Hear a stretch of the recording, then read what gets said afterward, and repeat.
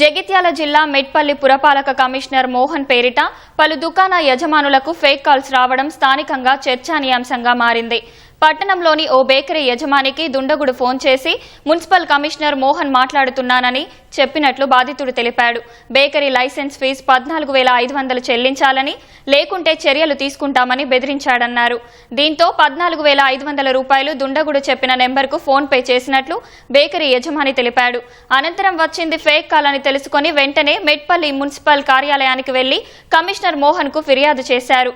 ఇలాంటి fake calls ఒక్కరోజే సుమారు 6గురికి పైనే వచ్చాయని, బాధితులందరూ పురపాలక కార్యాలయానికి వచ్చి ఫిర్యాదు చేసినట్లు కమిషనర్ మోహన్ ఈటీవీకి తెలిపారు.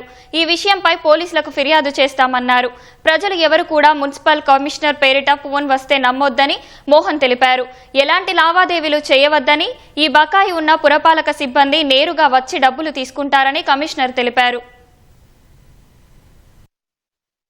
నేను స్వీట్ హార్ట్ రెస్టారెంట్ ఓనర్ ఎండి సలీం ఖాన్.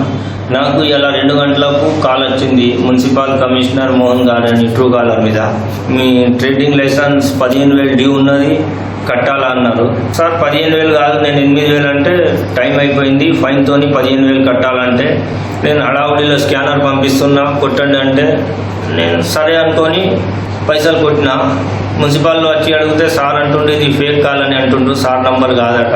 కేవలం నాకే కాదు, ఇలా ఈరోజు మెట్పల్లిలో 5-6గురికి ఇట్లా ఇసుంటి కాల్ వచ్చినాయని మున్సిపల్ వాళ్ళు చెప్పిండ్రు.